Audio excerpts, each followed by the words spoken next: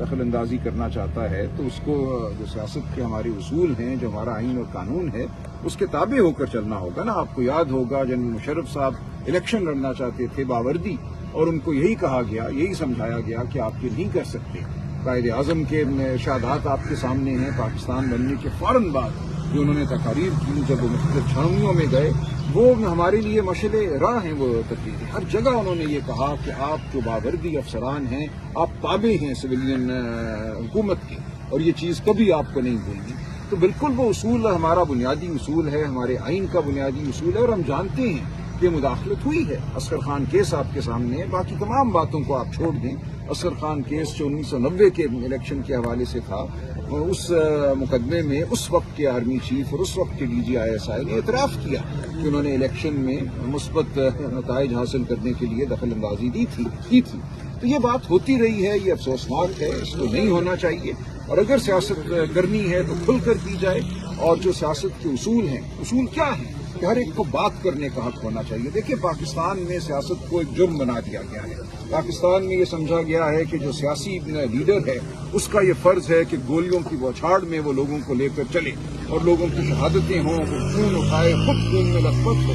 یہ تو سیاست نہیں تھی جو ہمارے اسلاف نے کی تھی۔ قائد اعظم کی سیاست یہ نہیں تھی، سردار عبدالرب مشتر کی سیاست یہ نہیں تھی، یہ سیاست نہیں تھی۔ سیاست ہمیشہ ہوتی ہے بات کرنے کی، کہ آپ اپنے جو نظریات ہیں ان کو عوام کے سامنے رکھیں، عوام سے کہیں کہ ان نظریات کا ساتھ دو، ان نظریات کے حصول کے لیے آپ ووٹ ڈالیں، ان نظریات کے لیے آپ سڑک پر چلیں، اپنی آواز بلند کریں۔ سڑک پر چلنا ایک بنیادی حق ہے، آواز بلند کرنا ایک بنیادی حق ہے۔ تو یہ ہے جس کو پوری دنیا میں سیاست مانا جاتا ہے، چاہے وہ چرچل ہو، چاہے وہ روزویلٹ ہو، چاہے وہ قائد اعظم ہو۔ یہ ہتھیار لے کر یا گولیوں کی بوچھاڑ میں چلنے والے لوگ نہیں تھے، لیکن ہمیں یہ کہا جا رہا ہے کہ یہ کیا جائے اور ہم کریں گے۔ دیکھیے، پاکستان میں جو صورتحال پیدا کر دی گئی ہے، سیاست کو بالکل اس ملک سے ناپید کر دیا گیا ہے۔ سیاست میری نظر میں ایک عبادت ہے، لیکن آج اس ملک میں سیاست کرنے کے لیے ہمیں ضرورت ہے جرأت کی، ہمیں ضرورت ہے کہ ہم جو قربانی ہے، جو آخری قربانی ہے، وہ دینے کے لیے بھی تیار ہیں۔ سلمان بنڈاجی صاحب اوپر کہہ رہے ہیں کہ آرا ہو سکتی ہیں، ہمیں کسی کو مورد الزام نہیں ٹھہرانا چاہیے۔ کسی نے اپنی رائے کا اظہار کر دیا تو ہر ایک کو حق ہے اپنی رائے کے اظہار کا۔ فیصلہ پاکستانی قوم نے کرنا ہے کہ کون سی رائے معتبر ٹھہرے گی، تو پاکستانی قوم یہ فیصلہ کرے۔ میں بھی ایران سے آیا ہوں، وہاں قوم کا فیصلہ جو ہے ہم نے سڑکوں پہ دیکھا، ہم نے دیکھا کہ کس طرح قوم وہاں باہر نکلی ہے۔ اس ملک پر ایک جنگ مسلط ہوئی ہے، جنگ کے سائے وہاں منڈلاتے ہیں، وہ بمباری ہوتی ہے اور قوم اپنا فیصلہ خود کرتی ہے، سڑک پہ آتی ہے، آواز بلند کرتی ہے، اپنے اداروں کی طاقت بنتی ہے، اپنے اداروں کو یقین دلاتی ہے کہ قوم ان کے پیچھے کھڑی ہے، کیونکہ ادارے اور قوم اکٹھے ہیں، ان میں کوئی فاصلہ نہیں ہے۔ وہاں ووٹ کو عزت دی گئی ہے، وہاں جو حکومت قائم ہوئی ہے وہ وہاں کے ووٹ کے نتیجے میں قائم ہوئی ہے۔ اچھا، سلمان بنڈاجی صاحب، ایک جانب پر محمود خان پاکستان کے اندر، دیکھیں اور آپ کیا ایک دن دیکھیں اس میں آپ کو بہت حالات کا جائزہ لینا ہوگا۔ چٹئی صاحب، علامہ ناصر صاحب یہ دہائیوں کا تجربہ رکھتے ہیں، ٹھیک ہے، کہ کیسے احتجاج کرنا ہے جو مؤثر ثابت ہو۔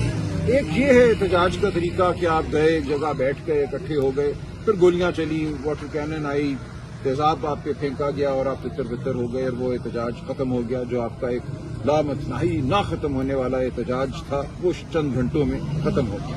ایک یہ صورتحال ہے۔ اب کیا ایسے احتجاج کو آپ جاری رکھ سکتے ہیں کہ گولیوں کی بوچھاڑ ہو، تیزاب ہو، کھانے پانی کی بندش ہو، لیٹرن نہ ہو، اور آپ بیٹھے رہیں اور کئی دن بیٹھے رہیں؟ اگر پاکستانی قوم یہ کرنے کی قوت رکھتی ہے تو بسم اللہ، میں کیا کہہ سکتا ہوں۔ لیکن بطور سیاسی ورکر، بطور ایک سیاسی کارکن، ہمیں ہر چیز کو سامنے رکھنا ہے کہ ہم کہاں سے چلیں گے، کہاں جائیں گے، کہاں ہم پہ گولی چلے گی، کہاں کھانا پانی بند ہوگا۔ ہم نے کیسے ان چیزوں کے بارے میں سوچنا ہے کہ ہم ایک مؤثر احتجاج کریں اور بار بار کریں۔ اگر ایک دن میں وہ کامیاب نہیں ہوتا تو پھر کریں، لیکن ایسا احتجاج ہو کہ ہم اپنے آئینی اور قانونی حقوق کا دفاع بھی کریں۔ ہم ایسا نہ کریں کہ ایک دن میں وہ احتجاج ختم ہو جائے۔ تو یہ وہ تمام باتیں ہیں جو پارلیمانی پارٹی بھی جن کے اوپر غور و خوض کرے گی، اچھا صاحب بھی رہنمائی کریں گے، علامہ ناصر بھی رہنمائی کریں گے۔ اچھا، سلمان بنڈاجی صاحب، لاسٹ ہفتے علیمہ خان نے کہا کہ آپ کو ایک کارکن یہاں پر ہے۔ آج تو خیر ظاہر ہے میرا نام وکلاء کی لسٹ میں بھی ہے، میں ہوں، یہاں کھڑا ہوں، ہم انتظار کریں گے۔ کل ہم نے پارلیمانی پارٹی کی میٹنگ بلائی ہوئی ہے، تو انشاءاللہ اس میٹنگ میں تمام معاملات پہ غور و خوض بھی ہوگا، فیصلے بھی ہوں گے۔ इस हवाले से क्या नहीं, मौसम का कोई ताल्लुक नहीं है इस बात से। जो हमें करना चाहिए, जो हम समझते हैं या समझेंगे हमी मुशावरत के नतीजे में कि मौसर है, वो हम करेंगे। मौसम का इससे कोई ताल्लुक नहीं। मुज़ाकरात के ऑप्शन पर भी बात की ऑप्शन नजर नहीं आ रही। अगर किसी को कोई इत्ला है तो हमें बताए। इस वक्त हमें ऐसा कुछ होता नजर नहीं आ रहा। जो है वो पाकिस्तान तहरीक इंसाफ ने तय करनी है, और पाकिस्तान तहरीक इंसाफ के अंदर बहुत बड़ा मोतबर एक फोरम जो है वो पार्लिमानी पार्टी का है। इसीलिए पार्लिमानी पार्टी का इजलास बुलाया गया है। पार्लिमानी पार्टी में हमारी जो पॉलिटिकल कमेटी है उसके 10 लोग शामिल हैं। तो पॉलिटिकल कमेटी और पार्लिमानी पार्टी में कोई फासला नहीं है। जो बहस या जो गौर खौज पार्लिमानी पार्टी के फोरम पे होगा, उसी पे बहस जो है पॉलिटिकल कमेटी में भी होगी, और इंशाअल्लाह एक मजबूत लाएअमल सामने आएगा। इमरान खान से मुकम्मल खामोशी है, कोई उम्मीद है मुलाकात की एक बैंक की? देखिए, कुछ कह नहीं सकते। उम्मीद की कोई वजह तो नहीं है इस वक्त मेरे सामने, लेकिन यहाँ तो बिल्कुल एक जबर का कानून है ना।